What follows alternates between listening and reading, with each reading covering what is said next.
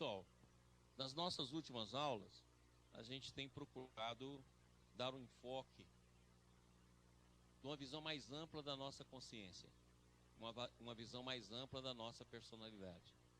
E nós mostramos essa visão através de campos existentes dentro de nós mesmos, intrinsecamente a nós, e campos que nos unem, formando o que a gente chama aí de consciência coletiva. Então nós estamos estudando o que nós somos. E o que a gente tem mostrado aqui é que nós somos uma personalidade transitória entre o berço e o túmulo. E, ao mesmo tempo, nós somos um espírito. Mas essa visão de espírito, a gente ainda tem uma visão distorcida, porque a gente ainda tem a visão do meu espírito. Como a gente não tem palavra para várias situações, e a gente se refere, então, espírito encarnado, espírito desencarnado, espírito além túmulo, a gente usa a mesma expressão, da mesma forma que a gente faz com amor. A gente pega o amor e usa inúmeras formas, usa a palavra amor. Mas quando a gente sabe que amor é uma coisa só, e o amor real não é paixão, o amor real não é nada dessa fase negativa que ainda a gente coloca a palavra amor. Então o espírito é ou seja, o espírito é aquilo que nós estamos em busca. O espírito é aquilo que nós estamos em viagem para encontrar. E nós temos definido aqui, conforme a obra de Ubaldo, que o espírito é ou seja, da mesma forma que Paulo consegue compreender. Então nós não temos um espírito, nós participamos de um espírito. E, consequentemente, esse espírito não pode ser matéria. Na visão monista que o Ubaldo nos traz, ele fala que matéria e espírito é uma mesma substância. O espírito na sua fase ampla e a matéria na sua fase de contração. Então, dentro dessa visão, tudo que existe na natureza é consciência. Consciência passando por diferentes formas até conseguir atingir o homem. Depois, passando por diferentes experiências até poder atingir o anjo. Depois, passando por diferentes sublimações até encontrar e se tornar arcanjo. Então, dentro desse fator, a evolução ela vai desde o átomo, desde a subpartícula, desde o espaço até a consciência. Nessa visão, o próprio espaço é um tecido vivo. Então, nós podemos dizer, como hoje a ciência começa a dizer, que o espaço é um plasma. Está corretíssimo, é um plasma. De formação de pré-individualidades, de pré-consciência. O que une essas consciências todas até o homem, e do homem até o anjo, é o movimento. Por isso que não existe nada parado na vida. A nossa visão, o nosso olho, como não consegue ver movimento, ele acha que essa cadeira está parada. E o que essa cadeira está menos é parada. Ela está em permanente movimento. Seja movimento dos grupos de átomos e moléculas que formam, ou seja o movimento da própria cadeira. Ele é ínfimo, mas ele existe. A nossa visão é que não capta. É claro? Tendo essa visão mais ampla, se tudo é consciência e tudo está em transformação, nós estamos caminhando para onde? Nós estamos caminhando para a unidade. Por isso que esse movimento todo. Pensa o universo todo. Todos os átomos existentes no universo. Pensa em todos os universos possíveis. Já falei aqui que todos os universos possíveis é em torno de 10 elevado a 500. Todos os átomos é em torno de 6 átomos por centímetro cúbico no universo. Pega 6 átomos de hidrogênio por centímetro cúbico, é mais ou menos a quantidade de matéria que a gente tem no universo. E essa matéria, esse processo todo está em movimento. Você vê, não existe nada parado. A Terra não está parada, o Sol não está parado, a galáxia não está parada, o universo não está parado. Para onde nós todos estamos indo? Esse movimento tem como finalidade, como fim, o quê? Esse movimento tem como finalidade a união, a unificação, aquilo que o Ubaldo chama de tudo uno Deus. Então, dentro dessa visão, todo o universo material, e quando eu estou falando material aqui, eu estou falando universo físico, universo fluídico, universo denso, universo menos denso, eu estou falando todos os tipos possíveis de universo, ainda é matéria. Se eu classificar a matéria, igualzinho a gente classifica a luz, infravermelho, luz visível, ultravioleta, se a gente colocar matéria grosseira, matéria que a gente conhece e matéria sutil, nos mais diferentes graus, tudo isso ainda é matéria. Se ainda é matéria, ainda é vibração. Então o que nós mostramos aqui? Que nós temos duas formas, que nós estamos integrados em duas formas. Uma forma que a gente está integrada na matéria, cujo fator é a vibração, e uma forma que nós estamos integrados um no outro sem emissão de sinal. Uma forma que nós demos o nome aqui de uma forma intrínseca, interior. Ou, como eu falei aqui, pegando da física quântica, num emaranhado quântico. Ou seja, nós não emitimos sinal, mas nós estamos intrinsecamente ligados um no outro. Todos nós possuímos a imagem do outro. A feição de um holograma. Já mostrei aqui como é que o holograma funciona na feição do holograma. Ou seja, todos os pontos contêm, um ponto contém todos os pontos. E todos os pontos, o ponto está contido nele. Isso desde a Grécia Antiga, né? Heráclito já falava isso. Então, a visão que nós buscamos ter é a visão de integração. Nós fazemos parte um do outro. Então temos duas formas de vida.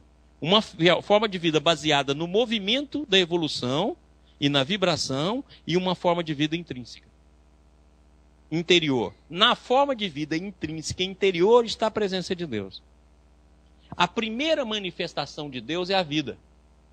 É por isso que a gente não consegue definir vida. Você pode falar vida biológica, vida mental, vida não sei o quê, vida não... Tá claro? Mas você não define vida. Vida não tem uma definição. Então a primeira manifestação de nós, intrinsecamente em nós, de Deus é vida. A segunda manifestação de Deus em nós é a busca do conhecimento. Por isso que a busca do conhecimento leva à sabedoria. A sabedoria leva à verdade. E foi por essa razão que Jesus disse: conhecereis a verdade vos fará livre. Ou seja, conhecereis Deus e Deus vos fará livre. Então a verdade é a segunda manifestação de Deus em nossa alma. Manifesta exatamente dessa forma, a busca. Só que como a nossa mente está contraída, ela começa como conhecimento. Depois ela se desdobra em sabedoria. E mais tarde, o encontro com a verdade. Enquanto nós estamos num antissistema, a verdade é relativa. Quando nós saímos do antissistema, a verdade é absoluta. Ok? Então, a primeira manifestação. A terceira manifestação de Deus em nós é a felicidade. Porque Deus nos criou, e esse criou aí põe entre aspas, que depois nós vamos discutir ele, nos criou para a felicidade. E isso é tão marcante na nossa alma, que mesmo nesse mundo mais denso, nessa consciência mais densa, nessa consciência fragmentada que nós temos, nós sempre falamos na busca da felicidade. Logicamente, conforme a nossa mente, nós vamos colocar essa felicidade num local. Nós colocamos a felicidade no desejo. Nós colocamos a felicidade no vício. Nós colocamos a felicidade numa pessoa. Nós colocamos a felicidade numa conquista. Nós colocamos a felicidade no poder. E o Balde então fala: a insaciabilidade do desejo na busca da felicidade é o grande motor da evolução. É por isso que tudo, se você observar, e a gente pode observar, eu já observei isso na minha vida, é o seguinte: pense em tudo que você queria alguns anos atrás. Tudo você conquistou. Aquilo que você chamava motivos de felicidade, você falava assim: ah não, quando eu tiver uma família, uma casa, um carro, Você teve até infelicidade de pensar na felicidade de ter um marido. Você viu que não foi certo. Um dia você falou, Deus me deu um marido. Deus, minha filha, você tem certeza? Isso. Goiânia é pior ainda. Deus falou, minha filha, você quer isso mesmo? Não, minha filha, pensa um pouco, eu vou te dar um tempo. Eu disse, não, Senhor, eu quero. Deu. Então, na verdade, você pode olhar tudo que você queria. Agora, então por que você não é feliz? Se tudo era motivo e você conquistou, por que a felicidade não está presente? Porque a verdadeira felicidade só pode ser Deus. Todos os outros motivos são descartáveis à medida que a nossa mente expande. E nós vamos jogando esse desejo em cada coisa, em cada coisa, em cada coisa, em cada coisa. Mas isso vai nos dando movimento, porque não tem jeito de ficar parado. E esse movimento vai nos levando. Se a gente faz um movimento mais harmônico, nós encontramos certa paz e certa serenidade. Se a gente não faz, a gente vai bater na dor. E a dor faz a correção da trajetória. Tem um amigo meu que tem uma frase bacana, ele fala assim: a dor é o movimento divino quando a gente ficou surdo para o amor. Deu surdez para o amor, faz a trajetória enganosa, a dor é como consequência.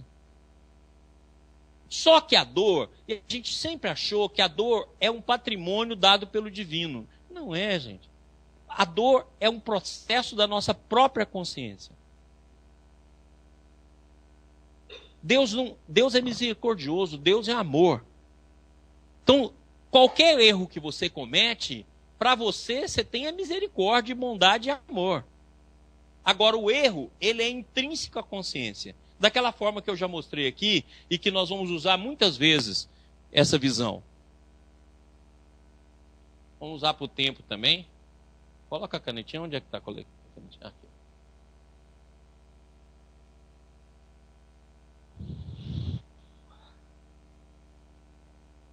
É aqui, Marcos? Ah, já colocou. Obrigado. Então, pessoal, olha aqui. Pessoal que está nos ouvindo também pela internet. Vamos supor que eu vou colocar aqui, ó, um cubo, né? Representando a nossa consciência, tá bom? Então, vamos supor que a nossa consciência é volumétrica. Certo? Ela é um cubo. Fica fácil da gente entender. Depois eu vou explicar o tempo também com esse cubo. Você vai ver como é que vai ficar fácil da gente entender. Para mostrar que tudo é simultâneo. Ok? Então, olha aqui. Eu estou vivendo aqui, eu vou chamar esse quadrante aqui, ó, número 1, como o quadrante do presente. Ok? E vou chamar esse quadrante aqui como o quadrante 2, que é do passado.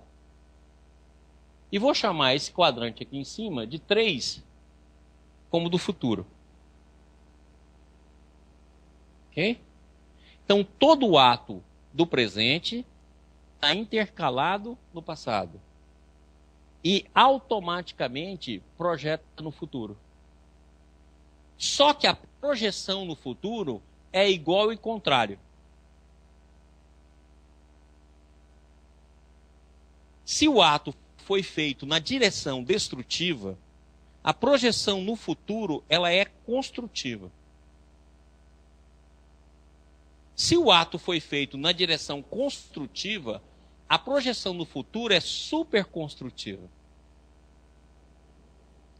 A justiça divina, ela é automática.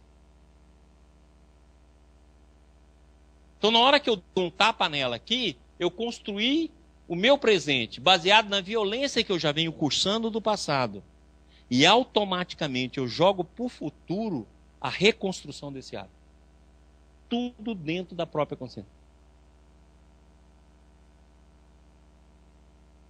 É por isso que o erro da consciência se torna um dever.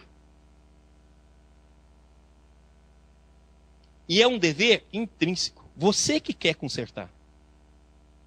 E aí a vida nos deu duas maneiras de consertar. A primeira maneira, o karma. A segunda maneira, o amor cobre a multidão dos pecados. Então, vamos supor, por exemplo, que eu vim aqui e cortei a cabeça de 400 negros. Já pensou se eu vou morrer 400 vezes cortando meu pescoço? Você vai ter que nascer gado para poder morrer. Uma vez, 2 vezes, 400. Olha, então, eu posso passar pela experiência de perder o pescoço. Então, quando chegou lá na Revolução Francesa, alguém me pegou lá, pôs na guilhotina e tirou meu pescoço. Eu passei pela mesma experiência que eu fiz 400 pessoas passarem. Agora a vida vai me dar chance de consertar com os 399, vindo médico de cabeça e pescoço. Emendando o pescoço. 1 vida, 2 vidas, 3 vidas, 4 vidas. O que você faz? Eu emendo o pescoço. Eu sou médico de cabeça e pescoço. Não é interessante? Você vai cobrir com amor a multidão de pecados. Agora, o karma é a experiência que você vai passar. Então, eu costumo dizer que essa experiência é arquetípica. Aquilo que você provocou arquetipicamente, você vai passar. Então, das 400 mortes, você vai passar igual. Uma morte sua vai ser igual àquelas 400. Então, você que matei cortando pescoço, matei em câmara de gás, matei com tiro. Vou morrer de tiro, câmara de gás e pescoço. Vou ter 3 vidas aí. O ideal é você falar assim pro cara, me dê um tiro, bota gás em mim, corta a cabeça, porque eu pago uma vida só. Vamos fazer uma promoção. A gente vai matar, peraí, vamos matar direito, que eu já mato 3 reencarnações numa só. Negocia, né? Fala, não, ninguém faz isso comigo. Vamos matar devagar. Você então projeta para o futuro. É por isso que ela se torna um dever. A culpa se torna um dever. Então a culpa leva o remorso leva a ação. Por isso que a palavra karma não é nunca um determinismo do qual a gente não pode trabalhar. O karma significa ação. Ou em outras palavras, meu filho, faça de novo de uma maneira diferente. A justiça divina, então, ela é intrínseca. Ninguém entra nessa conversa, ninguém precisa chegar para você e falar, parará. E você fala assim, não, como é que a gente, quando lê os livros espíritas, está lá os espíritos dando conselho dos erros que a gente comete? Eles só estão exteriorizando a sua consciência e fazendo observação para que a sua consciência se torne consciente para você. Mas ele é intrínseco, ninguém mexe nisso, não precisa ter um anjinho anotando seus defeitos, um anjinho falando o que é certo e o que é errado. O amor é misericordioso, ele vai ao contrário. Não, minha filha, você vai dar conta de novo. Ah, mas já ri 100 vezes. Não, minha filha, eu vou te dar mais 100 chances. Aguenta firme. Só que isso, a sua própria consciência que limita. E você vai limitando aquilo que eu já mostrei aqui também, né? Se nós colocarmos aqui, ó, um eixo XY, né? E eu vou colocar uma reta. Eu vou chamar isso aqui de determinismo, né? E isso aqui de livre-arbítrio. Olha, o que é o determinismo? É o livre-arbítrio já usado. Então, se eu peguei esse determinismo e trouxe ele para cá, eu vou fazer um ângulo, por exemplo, de 60 graus. Então, eu tenho um movimento apenas de 60 graus dentro de determinado campo. Outras vezes, eu posso ter um movimento de 180 graus. E posso ter um movimento de 360. Ou seja, eu sou completamente livre nesse campo. É aquilo que eu já mostrei aqui. Ó, Bill Gates não tem problema nenhum financeiro. 360 graus, livre. Muitos de nós vivem com dinheiro contadinho. É livre-arbítrio de 20 graus. Meu Deus do céu, se der uma saidinha, a vida... Pá! E você tem de viver no 20. Não, o livre-arbítrio, o determinismo é o livre-arbítrio já usado. Só existe livre-arbítrio. Só existe o livre-arbítrio. Assim, o livre-arbítrio não pode ser o determinismo que nós vamos construir a partir de agora? O livre-arbítrio já usado é o determinismo que vai agir sobre a nossa vida. Você vai ter diferentes ângulos. Tem gente que fala assim, eu não tenho nenhum afeto.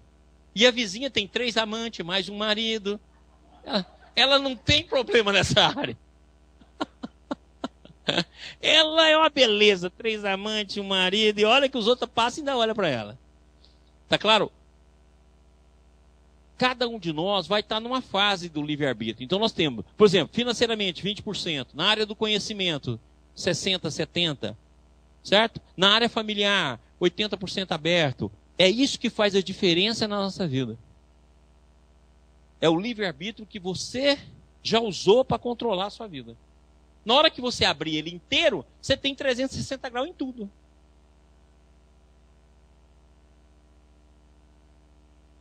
É por isso que Jesus disse, pedi e obtereis. Ele está falando isso para quem?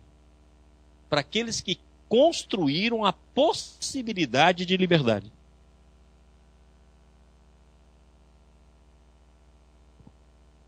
Agora, para nós é o quê? Pedis e espere resposta, porque conforme o seu livre-arbítrio, conforme o livre-arbítrio, aguarda aí que nós vamos estudar seu processo. Maurício. Oi. André. Tá, você tem o livre-arbítrio, vamos dizer, fechado, em 20% ou 30%, não sei. Mas a minha pergunta é a seguinte, através do teu esforço, da tua análise interior, de onde você caiu, o que você fez de errado, e uma iniciativa de mudança naquele campo, não te faz abrir esse... Lógico, é para isso que você encarna. Vamos supor que você encarnou com 20. Você trabalhou nessa vida e conseguiu chegar a 40. Vida que vem, você já parte de 40. Vamos supor que na outra vida você aperfeiçoou, foi para 80. Na outra vida você já parte por 80. Então, o esforço é exatamente esse. Eu nasci com aqui. Eu vou fazendo isso, ó. Eu vou reconquistando o direito. E é aquilo que eu falo. Tem pessoa que nasce na vida que não tem livre-arbítrio para costar as costas. Quantos companheiros nossos que nascem, por exemplo, com paralisia cerebral? Eles não podem coçar. É na cama. Por exemplo, eu cuidei de um paciente durante 25 anos. Ele nunca coçou as costas. Cama. A mãezinha dele que virava ele, virava de um lado, dava comida. Ele não conseguia ter livre-arbítrio para coçar as costas, de mudar de lado na cama. Ou seja, fechou tudo. O gráfico dele seria como? Seria isso aqui, ó. Completamente fechado. A área que você tem dificuldade na vida é a área onde você abusou.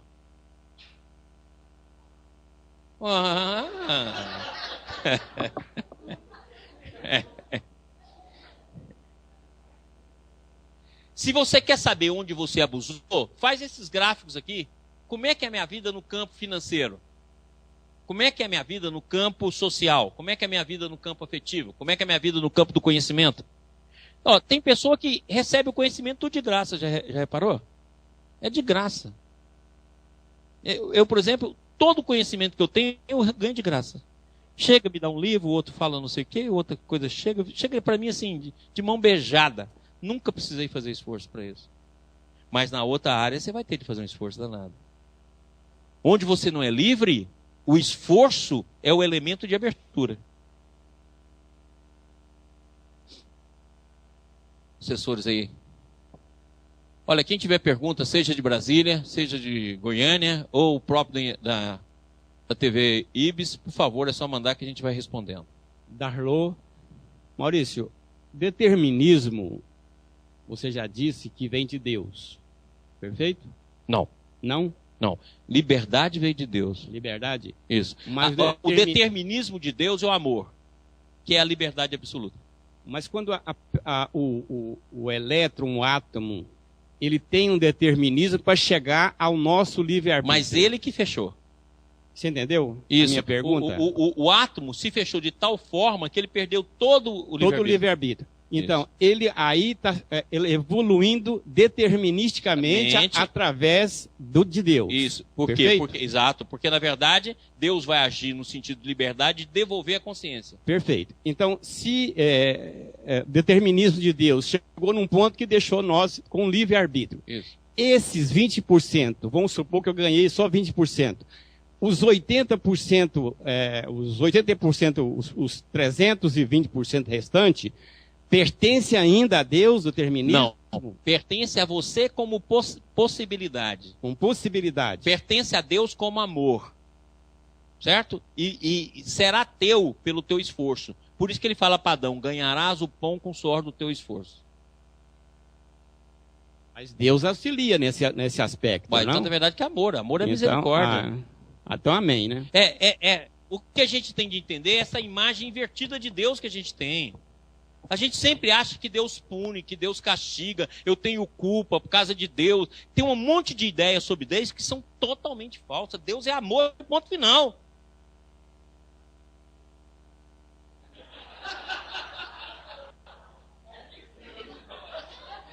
Na hora que ele errou, ele não pensou em nada disso. Pelo contrário, ele falou assim, Deus não atrapalha, não.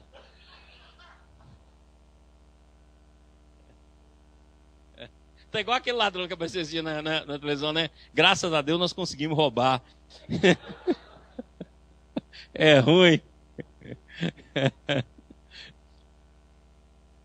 E nós então estamos nesse movimento de retorno. Para a gente retornar, significa que a gente já existiu. Se eu estou voltando para o espírito, partindo do espaço-tempo, até chegar no espírito, transformando consciências e conquistando de novo toda a liberdade. Olha a última palavra de Jesus lá na cruz, uma das últimas, né? Me devolva a glória que eu tinha antes que o mundo fosse. A liberdade plena, porque a glória é o poder pleno.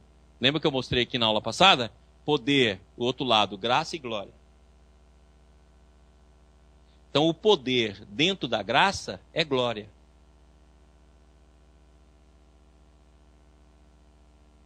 E se eu estou voltando para o Espírito, é porque eu saí dele. Se o Espírito, como eu já mostrei aqui 8.100 vezes, é individualidade, Deus, unidade e totalidade, eu só posso ter saído pela ação da individualidade. No momento que eu transformei individualidade em individualismo, eu fiz o self virar ego, houve a contração da consciência. Quanto eu mais aprofundei, mais longe, ou menos consciência, ou com menos liberdade eu tive. E como é que se aprofunda? Dentro daquilo que eu mostrei. Volta naquele 4 slidinhos. Eu até cometi um erro que eu esqueci de colocar um desenho aqui, ó. O amor, tudo é amor. Nós precisamos entender que egoísmo é amor. Altruísmo é amor. Só que para com e o egoísmo é só para mim.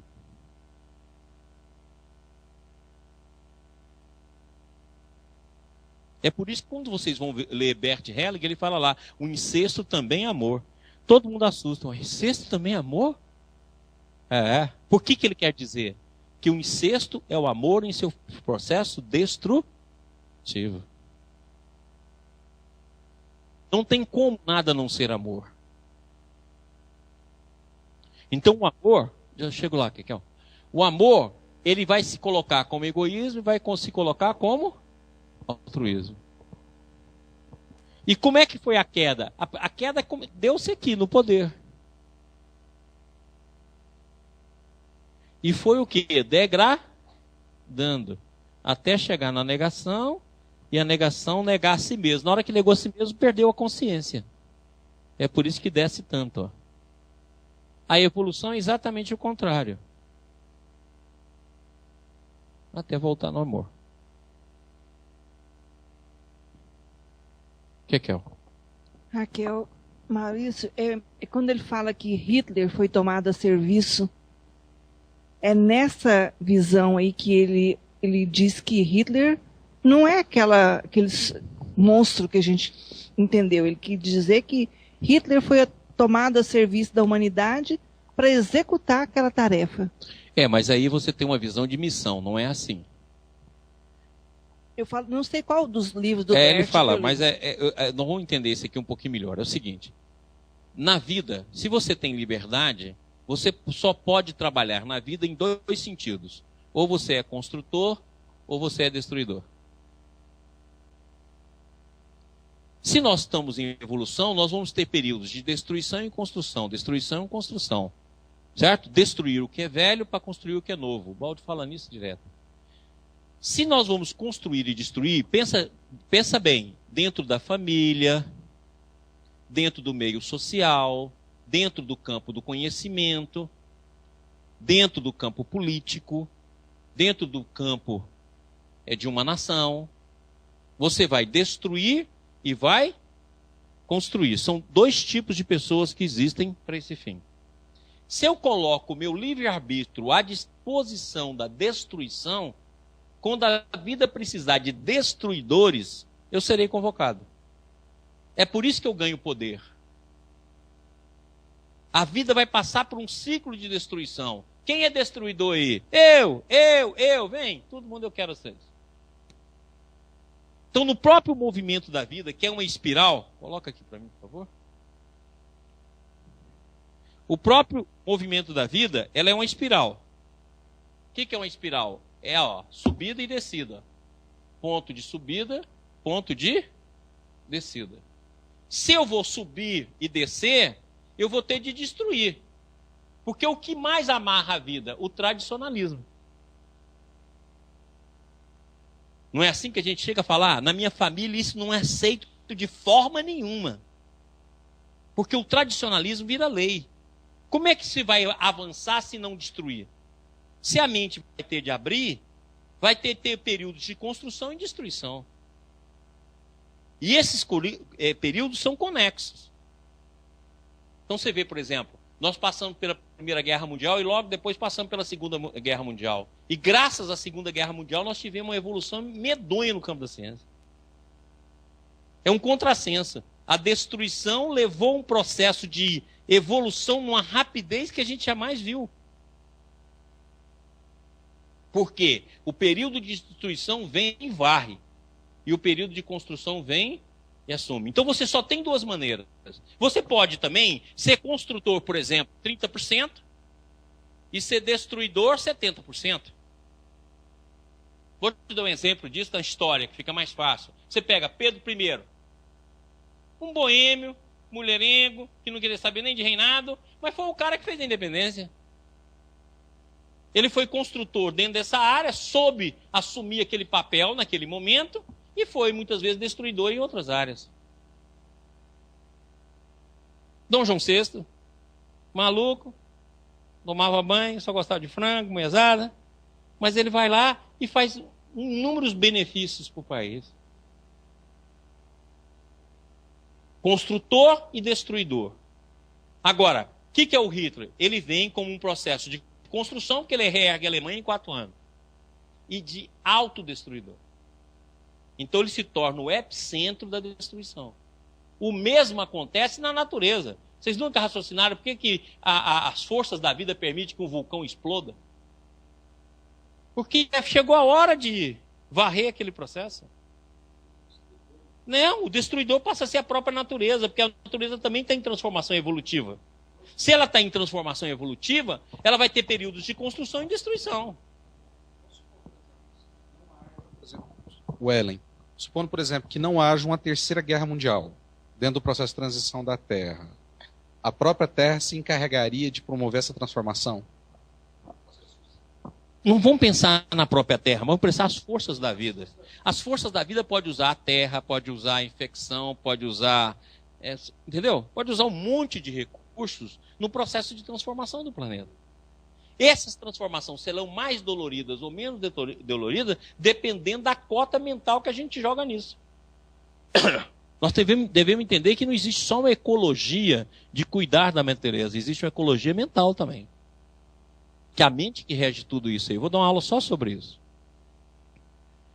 Então imagina o seguinte, conforme você quer ser destruidor ou construtor, pega na família. Se você quiser ser um construtor dentro da família, você vai poder ser. Se você quiser ser um destruidor, você vai destruir. Vai depender da escolha que você vai fazer nesse movimento. É por isso que Jesus foi tão claro, ninguém pode servir a dois senhores. Quando Jesus estava falando isso, e a gente só interpretou isso em relação ao dinheiro, que a gente quer o dinheiro do rico, né? Todo pobre quer o dinheiro do rico. E todo rico é safado. Porque, na verdade, eu quero chegar lá. E na hora que eu for chegar lá, eu quero fazer igualzinho ele faz. Então, como a gente tem inveja do rico, nós pegamos essa passagem, a igreja precisava dessa passagem também para ela ficar rica, e o rico não entra no reino do céu. Meu filho, é rico de iniquidade, não é rico de dinheiro, não. Então ninguém pode se ver dois senhores. Ou você vai ser construtor ou você vai ser destruidor. E é por isso que ele acrescentou. É necessário que venha o escândalo. Mas ai daquele de onde vem o escândalo. Parece um paradoxo. Mas não é um paradoxo. É necessário porque eu vou escolher essa posição. Para poder fazer os dois movimentos. Então Hitler foi o epicentro que reuniu toda essa destruição. Assim como foi Mao, assim como foi Stalin, assim como foi Truman. Toda essa galera do bem invertido que fez parte do nosso mundo. Vem, destrói. Na hora que destrói, tudo começa novamente. Né? Você vê que germina numa rapidez imensa. Você pegar o conhecimento que a gente tinha em 45 e o de hoje, não passou nem um século. O mundo está transformado. E a guerra foi feita para separar. E o mundo nunca foi tão unido como agora. Você vê exatamente o contrário do que queria a guerra. A guerra queria separar e colocar uma nação superior às outras. Por um sentido racial. E nunca a Terra teve tão unida. Esse movimento todo, criado no mundo pela internet, etc., fez o quê? O contrário do que era o desejo da guerra. Sem nenhuma supremacia. E já existe cara de cabeça totalmente diferente que fez isso também sem pensar em dinheiro. Quantos programas hoje em dia de uso coletivo e o cara não ganhou uma grana por isso aí? Entendeu? O inverso. Por quê? Porque a vida caminha para a construção. Mas vai ter momentos de destruição e de construção. Eu não entendi direito aquele negação de si mesmo, foi a queda. Eu não consegui entender. A última fase, que é a negação de si mesmo. A primeira negação é de Deus. A segunda negação é do próximo. Nega a si mesmo. Você não chega a suicidar? O que é o suicídio? Negar a si mesmo. É o mesmo ato de suicídio, é o mesmo ato da primeira queda. Negou quando Caim matou Abel. Ele chega a dizer para Deus, né? Que tenho eu com meu irmão? Coloca Abel como um nível de consciência. Coloca Caim com outro nível de consciência. Não, ele matou o nível de bondade, só quis a destruição. Tanto é verdade que logo depois ele funda a cidade e logo depois constrói uma torre, que é a Torre de Babel. É a fragmentação da consciência. Você perdeu o curso de evangelho, não foi? É, desse jeito, por isso que dá esse trabalho. É. Vamos lá. Perdeu o curso, agora fiquei fazendo conversa. Pergunta primária. Pergunta que todo mundo sabe quem assistiu às aulas. Tô brincando. Próximo aqui. Gente, essa aula eu quero que dá, só que eu quero que você aprenda essa aula. Essa aula não é fácil de dar. Mas eu quero muito que vocês aprendam. Então presta atenção aqui. Quem é espírita ou espiritualista aqui? Levanta a mão, por favor. Quem é espírita ou espiritualista sabe que nós vivemos em duas dimensões. Uma dimensão que nós vamos chamar de física, ou uma dimensão que a gente chama de encarnada, e uma dimensão que nós vamos chamar espiritual, ou a dimensão desencarnada. Ora, só que existe algum segundo na nossa vida encarnada que nós não estamos inclusos na vida desencarnada? Não. Porque a nossa natureza, ela é permanentemente integrada em dois mundos. Eu posso não ter percepção, mas significa que eu não tenho integração. E de que forma esse processo se dá? Se dá através de fluido, de partículas. Quem já leu o Nosso Lar aqui? Lembra que Nosso Lar fala lá, nosso lar tem um rio chamado Rio Azul. E ele acaba desembocando como as forças e partículas que descem para a Terra, como se fossem partículas cósmicas. Olha, então nós estamos integrados em bilhões e bilhões e bilhões e bilhões e bilhões de raios. Tanto os raios de natureza cósmica quanto os raios de natureza psíquica. O nosso pensamento é um produto coletivo. Então nós estamos o tempo todo em dois mundos. E esse mundo se reflete em nós através da aura. Se nós estamos integrados dentro do antissistema a vários mundos conscienciais, será que nós, ao vivermos no antissistema, esse sistema da queda onde a matéria predomina e a matéria escraviza o espírito, será que também nós não participamos de dois mundos, o do sistema e do antissistema, ao mesmo tempo? Raciocina. Eu tive como sair do sistema? Não, porque se o sistema é interior, eu nunca saí dele. Então vamos colocar, por exemplo, volta aqui a tela. Vamos colocar, por exemplo, que todo o sistema é uma bola. Não existe o fora do sistema. Ou seja, não existe o fora de Deus. Então, se eu contrair a minha consciência, essa contração não foi espacial. Eu não saí de Deus. A gente representa ela como espacial. Mas, na verdade, ela foi interior. Na verdade, ela foi assim, ó.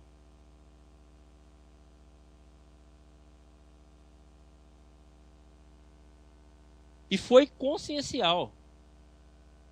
Se assim foi, eu não saí do sistema. O sistema que se tornou inconsciente para mim. Entendendo o sistema, o reino do Espírito. Ou o paraíso divino. Por isso que fala, Deus criou Adão e colocou ele no paraíso. Paraíso. Ou reino do Espírito é o sistema. Então eu tenho de estar nele. E ao mesmo tempo eu tenho de estar integrado nele. O sistema tem vibração? Não. Se ele não tem vibração, não tem uma vibração saindo do sistema e me acudindo. Porque vibração pertence a um sistema. Ou seja, o sistema, ele está dentro de nós no mundo interior. Hã? Nós estamos no antissistema, mas o sistema está em nós interiormente.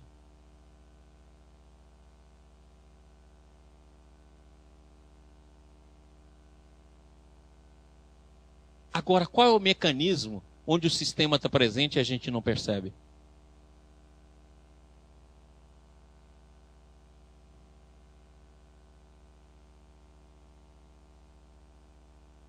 Lembra que eu falei aqui? O inconsciente não é uma região onde está tudo inconsciente. O inconsciente, ele tem um poder imenso de informação. Nós não temos percepção. Ou seja, o inconsciente é consciente. Nós não temos a percepção dessa consciência. Tanto é verdade que de vez em quando a gente percebe coisas que nós não recebemos nenhuma informação para isso. E você tem a certeza absoluta que aquilo está acontecendo.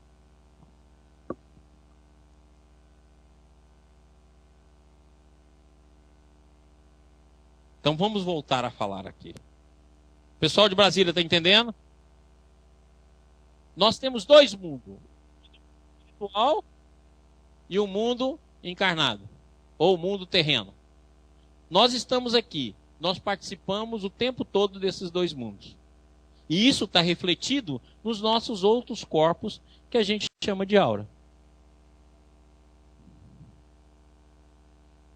Uma parte é consciente, outra parte é consciente, mas nós não temos percepção.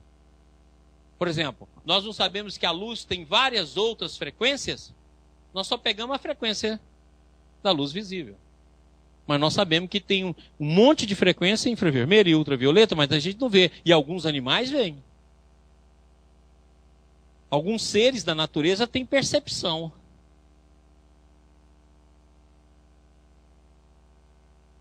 Mas nós sabemos que existimos, nós não captamos. Então nós vivemos em dois mundos. Por isso que André Luiz escreveu até um livro, Entre a Terra e o Céu. Que é a vivência em dois mundos, isso é permanente. Até falar pra gente, dentro da visão da doutrina espírita, na hora que você dorme, no sono você encontra com seus entes queridos. Ou com os safados que fazem parte da sua vida, de malandro. Depende se você está construindo ou destruindo. Safado, eu ainda chamo o safado de obsessor. Aí ele deve falar assim, quando está aqui na hora do santo, nós somos amigos. Na hora que chega lá embaixo, chama a gente de obsessor. Agora presta atenção. Será que nós também, dentro de uma visão muito mais ampla, nós não somos assim, ó? Participamos do mundo sistêmico e participamos do mundo antissistêmico? O antissistêmico pelo processo de evolução e pelo sinal, ou seja, pela vibração. E o sistêmico pelo mundo interior e pela ligação não local. Ou seja, sem sinal. Tudo íntimo. Você fala, Maurício, onde é que está o início dessa vivência? Sabe onde? Na imaginação. A imaginação, assim como a vibração é a porta de interação do antissistema, a imaginação é a porta de interação do sistema. Por isso que Emmanuel diz que a imaginação é uma das coisas mais importantes da face da Terra. Eu não estou falando aqui de ilusão. Eu estou falando de imaginação no seu sentido de criatividade, de intuição, de amor. A imaginação que apresenta lá na fase da infância e que a gente acha que é besteira e estraga tudo. Isso não existe não, meu filho. Fica banheiro. Para de falar besteira. E você vai podando, daqui a pouco a gente vive só nesse mundo. E a mente não cicla. E da mesma forma que a gente tem período de consciência do mundo terreno, período de consciência do mundo espiritual, período de dormir, período de sono, será que nós não temos um período durante todo o dia em que a gente capta o sistema e um período que a gente retorna no sistema?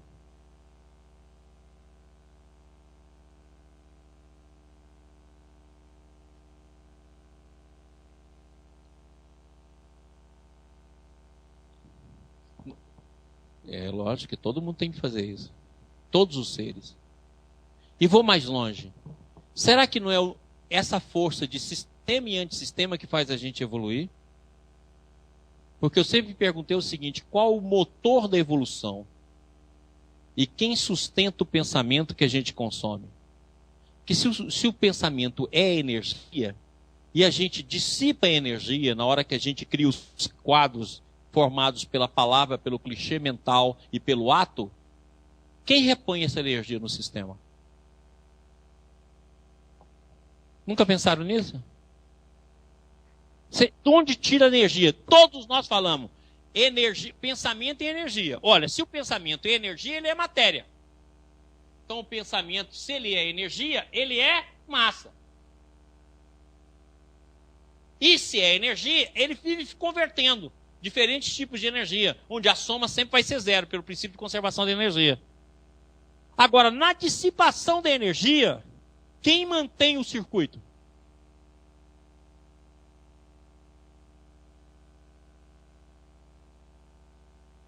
Porque você gasta energia quando você faz um quadro mental. Todo mundo aí, ó, faz um quadro mental. De onde veio essa energia para você materializar isso?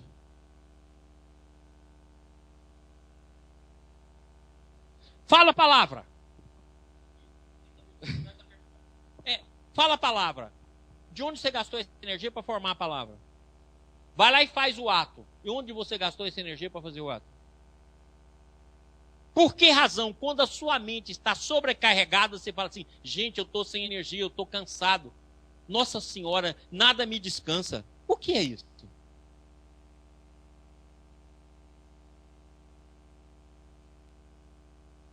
Por que essa insaciabilidade do desejo? Eu sempre quero andar para frente e sempre quero buscar felicidade. Onde está esse impulso?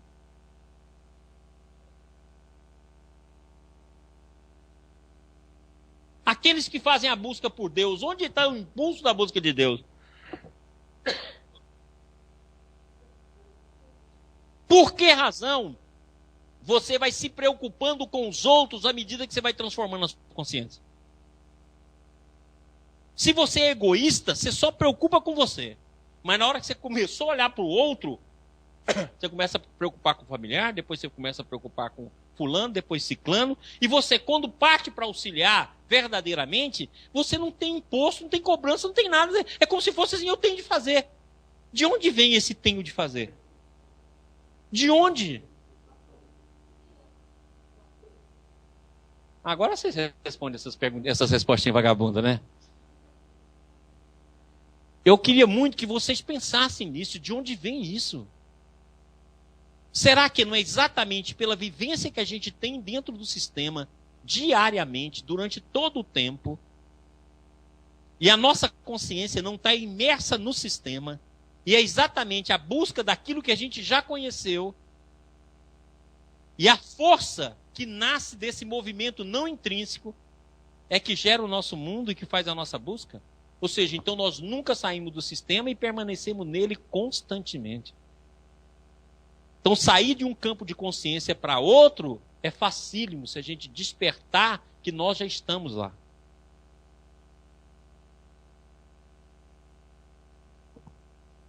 Agora, presta atenção aqui, como é que fica bacana se nós analisarmos. Perguntas eu vou voltar. Pessoal da internet também, se tiver pergunta, pessoal de Brasília, se não dormiu ainda.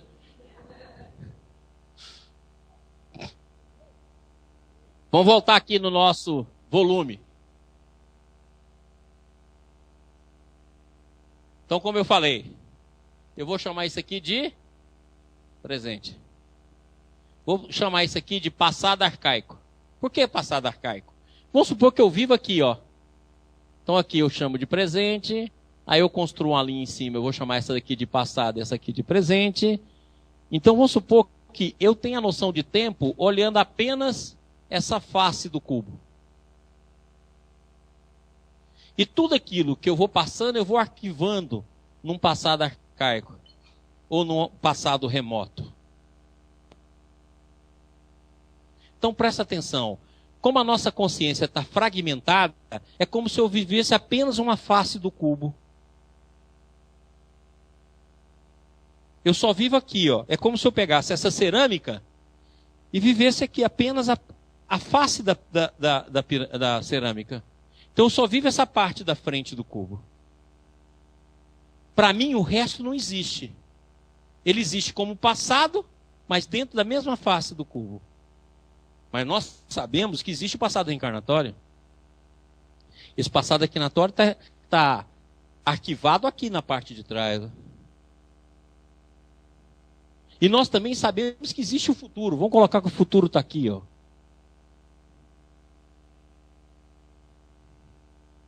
Então, o que é a noção do tempo? É apenas o nível de consciência que a gente habita. Se você vive apenas uma face do cubo, você está totalmente presa no tempo e não tem solução. O tempo é passado, presente e futuro. Se você descobre que você pode ter uma face remota, você começa a receber as influências da sua reencarnação, que você recebe e não tem consciência. Aí você já começa a perceber que você tem um presente passado próximo e tem um passado remoto que também te influencia. E se você entende que você está em evolução e que você vai caminhar para suas potencialidades, então você sabe que também você já tem um conteúdo no futuro. Eu vou falar sobre isso. Então agora presta atenção. Olha que bacana agora. Ó. Entenderam isso que eu falei? Pessoal da internet, entendeu? Pessoal de Brasília, entendeu? Tem de entender isso aqui, porque senão não vou conseguir falar. Da mesma forma que uma pessoa se torna destruidor e a outra construtor, ou um misto de destruidor e construtor, o coletivo faz a mesma coisa. Então nós temos nações construtoras e nações destruidoras. Nações construtoras em determinado campo. Nações destruidoras em determinado campo. Se nós pegarmos a nação americana, é a construtora atual da ciência no mundo. E se nós pegarmos o lado destrutivo, é o imperialismo do mundo moderno. Ou seja, constrói e destrói a mesma nação. Atua nos dois campos. Constrói, por exemplo, a 40%, 50%, destrói o outro restante. Então as nações somos como os indivíduos. Essa aí é a evolução coletiva. Se você assistiu às outras aulas, eu mostrei aqui que a gente tem uma evolução individual, uma evolução coletiva e uma evolução em Deus. Uma evolução coletiva que caminha do eu e o próximo para a totalidade, uma evolução individual que vai do ego ao self e uma evolução em Deus que vai da negação à graça. Então as nações fazem o mesmo papel. Cada nação, mesmo que teoricamente ela constrói um patrimônio para o mundo. Vou dar um exemplo. Grécia construiu, a maior contribuição da Grécia para o mundo foi a filosofia. Filosofia, direito, que Roma foi pegar lá e colocar isso em prática. Com uma feição destrutiva, imperialista, mas unificadora do mundo. Então Roma foi o primeiro princípio de unificação real do mundo. Lógico que teve outros reinos e que também fizeram processos de unificação. Estou pegando Roma como sintoma ocidental. Bom, então, cada país desse faz essa participação. O que a França deu para o mundo? Liberdade e igualdade. A liberdade e a igualdade vai florescer onde? A liberdade com democracia vai florescer nos Estados Unidos e a igualdade foi tentada pela Rússia, que tentou, a partir daí, criar um sistema comunista socialista que pudesse igualar os homens. Viu que não foi possível. Assim como a outra face da liberdade levou ao consumismo. Também é um erro grotesco. Então nós podemos dizer o seguinte, o futuro do mundo é uma mistura de democracia com socialismo e com comunismo, onde o indivíduo vai ter a liberdade de agir, mas o Estado vai cortar as grandes fortunas em benefício social, e onde o cidadão, menor cidadão, vai ter apoio do Estado para ter a igualdade e as condições necessárias de vida. Por isso que nós estamos lutando hoje em dia por os direitos do cidadão. Olha a nossa luta. Qual é a contribuição do Brasil? E o Baldi fala isso muito bem em Profecias. É a fraternidade. Então, se o Brasil colocar isso como meta, e é por isso que a espiritualidade resumiu em Brasil, coração do mundo e pátria do Evangelho. Quando ele está falando em Evangelho, a primeira prioridade do Evangelho é a fraternidade. Já se formou um povo que não tem ninguém no Brasil que pode falar, eu não sou negro. Tem possibilidade disso? Eu não sou negro? Nós somos negros, nós somos índios, nós somos português, nós somos brasileiros, nós somos tudo, a mistura. É um povo que nasceu misturado, não tem jeito. Essa mistura é propícia à fraternidade. Então a grande missão do Brasil no mundo é executar a última fase da Revolução Francesa, a fraternidade. Agora, qual o nosso maior obstáculo? A corrupção.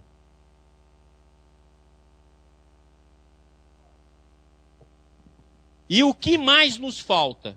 Ordem e progresso.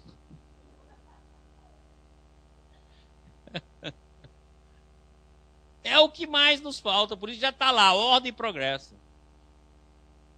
Isso que nos falta. Então, nós, como nação, temos a missão da fraternidade.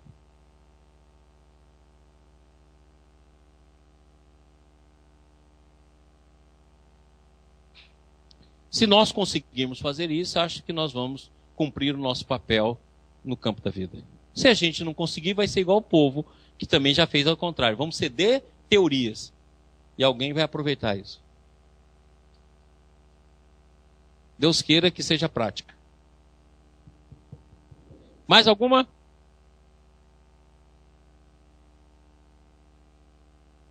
Então eu vou falar aqui do tempo mais uma vez. Se vocês entenderem isso, nós vamos entender isso na aula que vem. Estou enrolando para dar essa aula.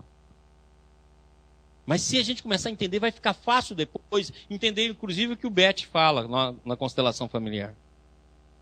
Ora, se nós entendermos que nós participamos do sistema e do antissistema, então vai ter uma ordem do amor nos gerenciando em todos os campos da consciência. Entenda isso, porque agora nós vamos entender a constelação familiar muito mais simples. Ora, se eu sei que eu participo do sistema e do antissistema, existe uma ordem, porque o sistema é amor, liberdade e ordem. Se existe o amor, liberdade e ordem, essa ordem ela é decrescente. E ela é uma ordem de amor. Toda vez que eu infligir essa ordem maior, haverá sofrimento no campo familiar. Haverá sofrimento individual. Então é como se a gente estivesse dentro de um mar que possuísse uma ordem. E essa ordem é a ordem do amor. O dar e o receber em cada nível. Então, se aqui no nosso nível o dar e o receber, ele tem que ser compartilhado, você já viu que a gente não consegue doar, só doar? Aquela frase de Francisco de Assis, não, eu não quero ser amado, eu quero amar. Já é da consciência de Francisco de Assis para cima, nós não. Eu dou o pé, eu quero a mão. A única coisa que a gente ganha com fartura é quando você chega para pedir a mão da noiva em casamento e o pai, graças a Deus, eu dou o resto do meu filho. Leva a mão, o corpo, leva ela aqui de casa. É a única coisa que é de graça. Que o pai já não aguenta mais. Eu quero a mão do seu filho, meu filho, leva tudo. Larga de besteira, leva a filha toda, que eu fico livre. Então, você, no nosso nível, é sempre uma compensação. Mesmo quando você não faz essa compensação com o outro, você faz com Deus. Oh Deus, eu fui tão boazinha, será que eu não vou ganhar? Nosso nível é dar e receber. Dar e receber. Essa é a nossa ordem. É por isso que quando você vai ler o Bert, ele fala lá, num casamento onde só um doa, ele tende a acabar.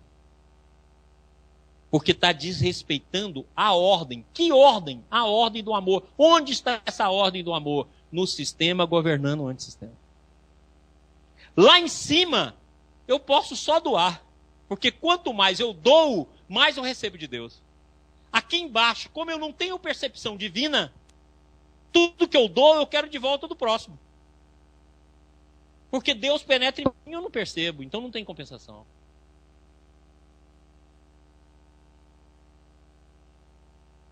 Então existe uma ordem. Essa ordem, ela é o tempo todo formado um fluxo. Então tudo aquilo que for contra o fluxo do amor, cria desarmonia no meio.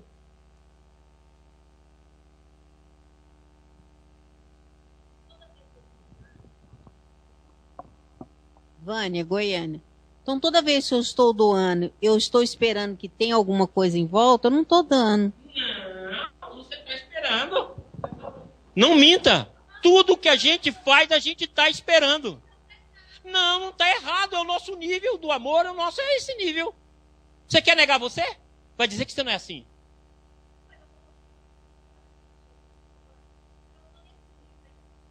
Não, minha filha, você está nesse nível é seu. Quem está comparando? Você está comparando você com quem? Você conhece outro nível? Ah, mas conhece nada. Acontece o seguinte, a gente tem que parar com essa noção de julgar no nível. Você pode julgar muitas vezes uma mulher, que você olha assim, está mais bonita do que eu. Você vai lá e capricha você. Você vai ter uma coisa para você balizar. Você vai negar que você não faz isso? Você fala assim, Ah, não, eu dou puramente? Ninguém de nós, gente. Ou eu dou esperando recompensa, ou eu dou esperando propaganda, ou eu dou esperando marketing, ou eu dou esperando a bondade divina me compensar. E eu até falo, fazer isso me faz evoluir. Sem vergonha. O nível que nós estamos na nossa consciência, se a gente não recebe, a gente entra em parafuso. Esqueceu as queixas que a gente tem no relacionamento? Você não presta atenção em mim. Nem viu que eu cortei o cabelo. Você cortou onde, criatura? Aqui na ponta.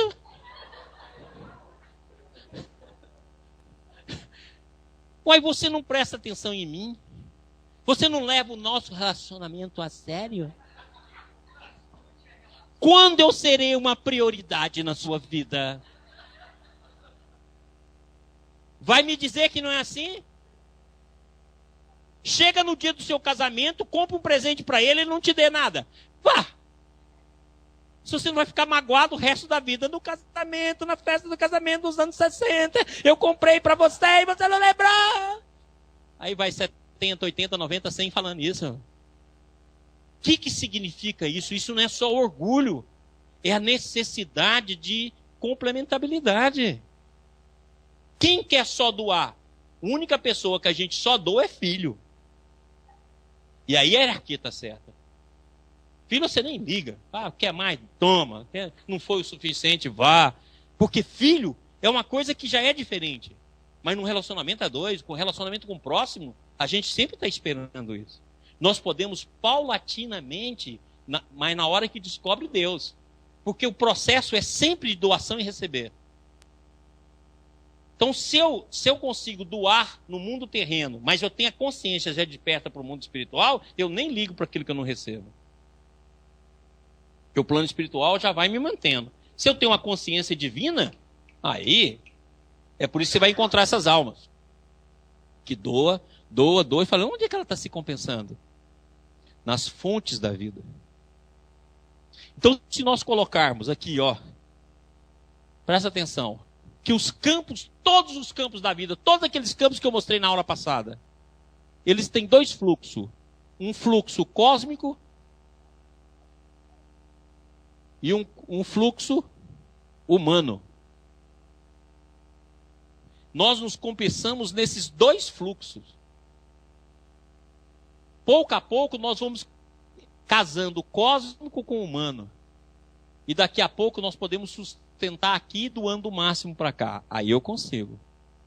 Mas na hora que esse fluxo humano não corre nas veias da vida, nós nos ressentimos. O que é as depressões? O que é os milindres? O que é as dores? O que é a falta de reconhecimento? O que é a baixa autoestima? A ordem do amor invertida ou obstruída pelos fluxos da nossa mente.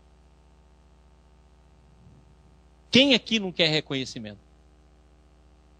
Quem aqui não quer bondade do outro? Quem não quer ser paparicado? Vai me dizer que você não quer com esse oi, só seu aí. Quem não quer? Até o tchãozinho a gente quer na vida.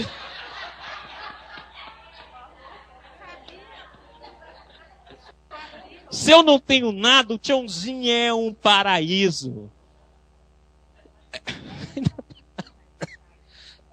Não tem tempo. Entendeu? Então nós vamos equilibrando essa vibração. Isso que é a ordem do amor. A nossa ordem aqui, ó. Eu vou dando e vou recebendo. Agora a ordem lá em cima, eu recebo do Pai e dou. Você vê que até o próprio Cristo que recebe do Pai, o que ele fala para os discípulos? Vocês também querem ir embora? Fala isso para os apóstolos, quando os discípulos começam a ir embora, que não quer, porque ele é motivo de escândalo. Ele fala, vocês querem ir embora? E Pedro fala, para onde é que nós vamos, Senhor? Se você tem a palavra da vida eterna.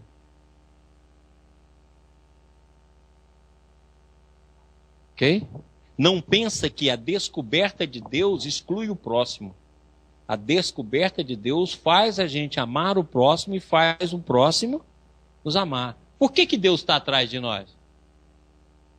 Porque sente falta do nosso amor. Jesus não disse isso? Que a maior felicidade no céu, quando acha o dracma perdido, a ovelha desgarrada, não deixou claro que deixa todas as outras ovelhas e vem em busca da ovelha que desgarrou? Quem é a ovelha que desgarrou? Planeta Terra. Quem é as outras ovelhas? Os outros espíritos que seguem o Cristo. Então, na verdade, que ele disse, eu tenho outras ovelhas que não é desse aprisco, que depois ele repete lá na parábola. Né? Pastor que deixa todas as ovelhas para buscar aquela que se perdeu. Então, se o amor de Deus nos compensa, o nosso amor por Deus é recíproco, é a mesma lei de complementariedade.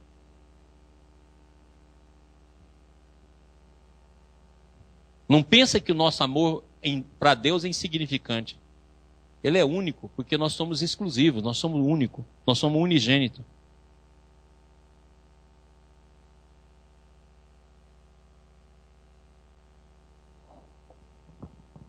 Maurício, Darlo. Maurício, pegando o raciocínio que o elétron tem consciência e ele vai evoluindo na consciência determinística de Deus e chega até o livre-arbítrio. Baseado neste elétron, a mente está localizada neste elétron. E a consciência, para chegar lá, também neste elétron. Eu queria que você não individualizasse o elétron. Porque vamos dizer assim, que o elétron é a forma material de uma representação de um campo de consciência. Do campo de consciência. Do campo de consciência, Isso. do campo da ordem de amor. Está lá Isso, naquele tá elétron. Está lá. Perfeito? Então, é verdade que ele agrega. Justo. Aí, quando ele agrega esses vários elementos que compõem o meu corpo, esses vários elementos, tem uns que estão em fase determinística. Todos estão na fase determinística. Não, mas o meu elétron, aquele que é da minha consciência, ele já tem um livre-arbítrio. Mas a minha célula tem parte das minhas células do meu corpo que é determinística ainda. Pera lá. Não vamos confundir assim. Você está dando individualidade a quem não conquistou individualidade ainda. Elétron, célula, não conquistou a individualidade. A individualidade vai ser conquistada à medida que a gente tem a percepção de existir. Por isso que aquela frase do Descartes, penso, logo existo, ela tem um sentido. Por quê? É a percepção que eu existo. Muito bem, se eu tenho a percepção que eu existo e já posso usar a vontade, lembra que nós não estamos usando o livre-arbítrio. Livre-arbítrio é potência de amor. Nós estamos usando vontade, nós estamos usando desejo. Tem muita discussão filosófica falando de livre-arbítrio e determinismo. Gente, só existe livre-arbítrio. Determinismo é o livre-arbítrio usado. Agora, nós aqui encarnados não temos livre-arbítrio. Nós temos desejo, nós temos vontade. O livre-arbítrio ainda está adormecido, porque o livre-arbítrio só vai existir na hora que tiver despertado o amor. Então, na verdade, Jesus fala assim, não faça a minha vontade, ó Pai, mas faça a vossa. E eu vim no mundo para cumprir a sua vontade. Ou seja, ele está no livre-arbítrio. É o que André Luiz fala, que parece paradoxo. Ele fala, a verdadeira liberdade consiste em respeitar leis. Olha que bacana. Se você substituir essa palavra lei por lei de Deus, então você vai entender que é um paradoxo. Mas, na verdade, o livre-arbítrio, ele se encaixa na ordem. Livre-arbítrio não significa libertinagem. Livre-arbítrio significa harmonia na ordem. Então nós temos ainda vontade, nós temos desejo. Então nós não temos livre-arbítrio hoje. Ninguém tem hoje. Não, vontade e desejo. Só vontade e desejo. É a primeira fase do livre-arbítrio. Mas há errôneas vontades e errôneos desejos. Primeira fase. Por aí é que está. A mesma coisa você pensar, nós não temos amor, mas temos paixão. Nós não temos amor, mas temos afeto. Nós não temos caridade, mas temos generosidade. Esse é do nosso mundo. Agora pensa, não vamos colocar átomo como uma individualidade. A átomo está conquistando. O átomo faz parte de um campo de consciência, onde a liberdade está no movimento. Só. Por isso que tem o princípio da incerteza. Ou seja, está no movimento. Nós, além do movimento, está na percepção. A planta está na sensibilidade. O animal está na sensação. A substância química está na afinidade de uma com o outro. Ok? Mais alguma pergunta?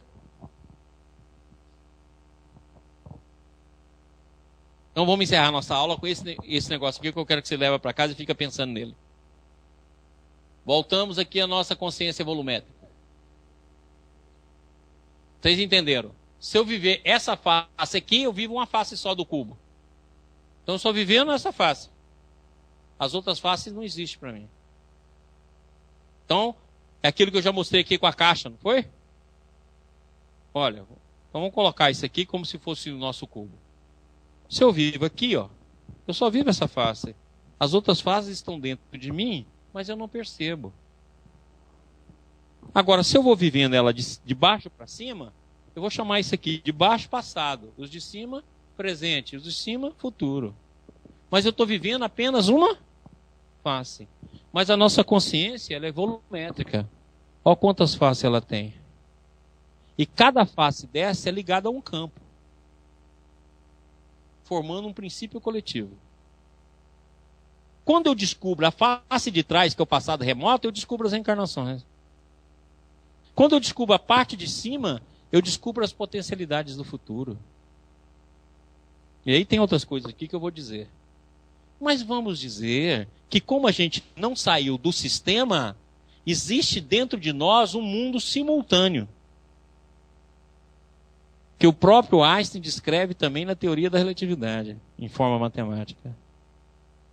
Agora olha só que bacana. E se o mundo simultâneo foi esse aqui, ó? Olha só, ele pega todas as faces. Quem vive aqui dentro desse círculo que eu fiz, está no mundo onde tudo é simultâneo. E quem vive apenas uma face do cubo, ele vive apenas uma realidade.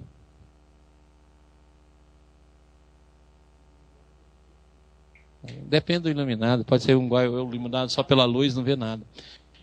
Então presta atenção. Se eu pegar isso aqui agora, ó, unindo todas as faces internamente, eu faço um cubo aqui, um círculo dentro dessa caixa, que ele toca todas as faces.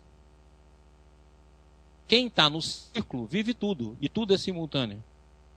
Quem está apenas numa face, vive apenas uma face.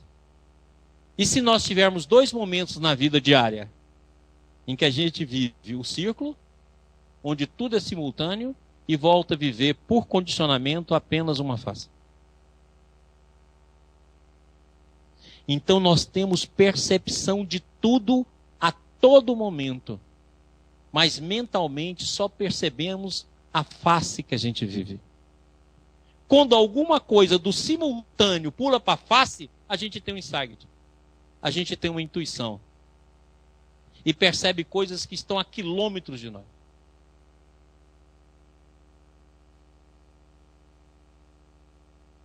Mas se isso for uma rotina, o condicionamento nos traz para cá. Você imaginou quantas coisas a gente vive quando dorme? E na hora que você acorda, você é a mesma do dia anterior.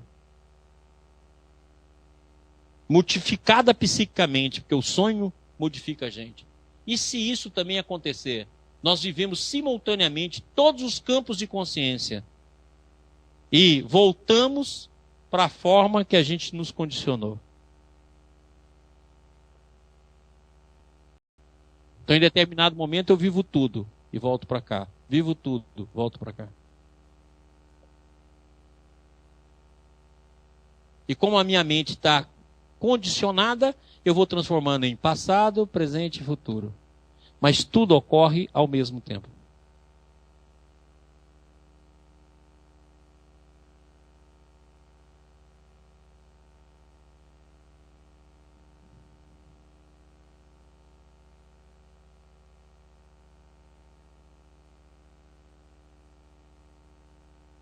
Entendeu agora? Por isso que Jesus comparou tudo à luz. Se a luz que há em ti, o círculo, é trevas, quão grandes serão as tuas trevas?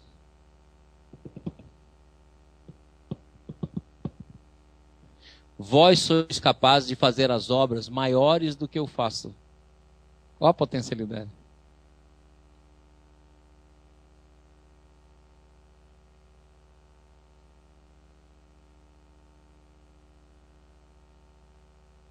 Então agora vamos trocar em miúdo. Se a todo momento nós mergulharmos em Deus e voltarmos à superfície de nós mesmos pelo condicionamento, e ao mergulharmos em Deus, nós ganhamos o impulso da evolução.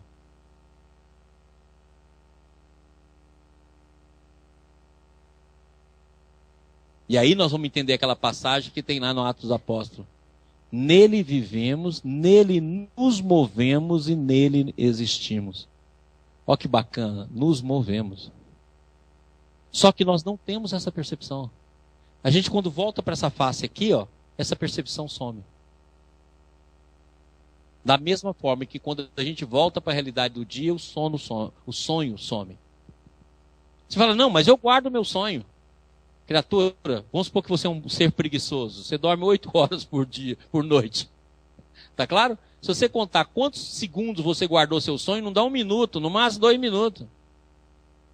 Você dormiu 8 horas e guardou um trecho de sonho de 2 minutos, 3 minutos. Se guardar 10, nossa senhora, guarda 4, 5 sonhos, vira Alice. Que a Alice guarda uns 10 minutos de sonho, uns 5 de uma vez. Então, o que acontece? Se você guarda apenas 10 minutos da sua experiência noturna, onde é que estão as outras 7 horas e 50 minutos? No inconsciente. E essa força do inconsciente que te movimenta em relação ao plano espiritual. E se você, durante o dia, mergulhar em Deus várias vezes, e retorna, e essa força for a força que gera o pensamento, e essa força é a força que mantém a vida, e essa força é a força que te dá a trajetória da felicidade.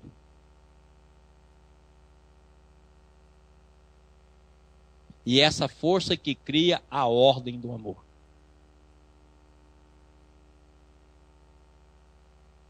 Pense nisso. Aqui tem um trecho para a imagem, para você pensar como é que pode ser tudo simultâneo. É só juntar todas essas faces aí. E o mundo simultâneo se dá na nossa imaginação. Olha aqui, vocês estão aqui presentes me ouvindo, e a mente de vocês está em vários locais diferentes.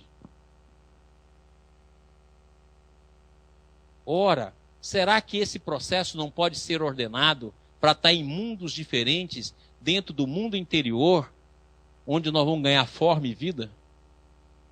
Quem fez o curso conosco aqui de Ciranombino, você lembra que toda a vida é interior?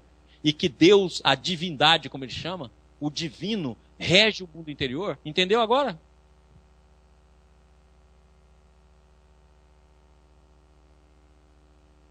Agora fica fácil da gente entender o Bert. Ele está falando de ordem. Então o que ele está procurando? Tirar os obstáculos para que a ordem flua. Não está discutindo moral, certo, errado, o que é bom, o que é ruim. Não, meu filho. O que está obstruindo o fluxo? Vamos tirar isso. Porque depois que o fluxo estiver restabelecido, a própria consciência vai buscar a compensação. Aqui, ó. O que eu fiz aqui já está programado aqui pela minha própria consciência. Não tem como escapar. Se eu fiz aqui nessa direção de descida, eu vou estar aqui, ó, com a planificação de subida. Não tem como. A justiça divina é intraconsciencial. E feita por você mesmo. Você fala, não, mas as reencarnações compensórias? Os mentores leem a sua consciência e preparam a vida a partir da leitura. Igual o médico chega aqui e fala, nossa, você está ictérica. O médico não está criando icterícia. Ah, você está pálida. Ah, você está anêmica. Ele está fazendo a leitura daquilo que você mostra como sinal. Então, quando faz reencarnação compulsória no plano espiritual, não está desrespeitando o livre-arbítrio. Está lendo a sua consciência e planejando o processo a partir da tua leitura.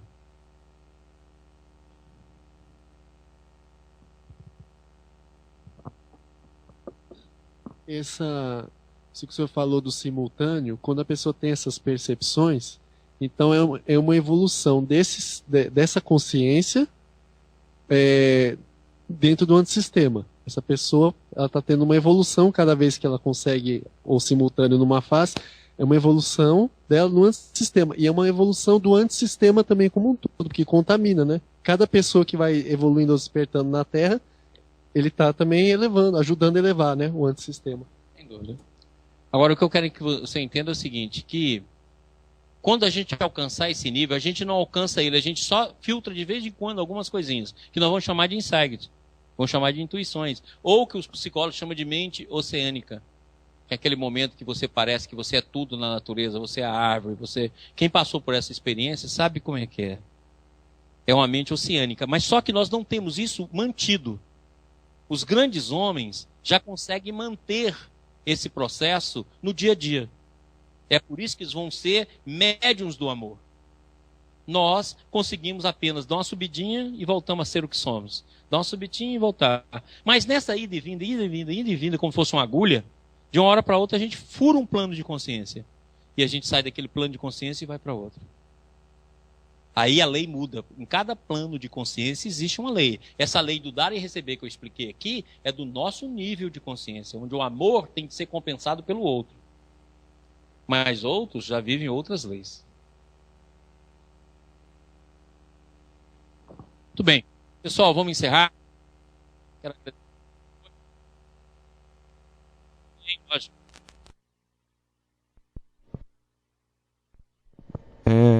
A pergunta foi enviada pelo Humberto. A projeção lúcida da consciência pode cumprir o papel de sonho?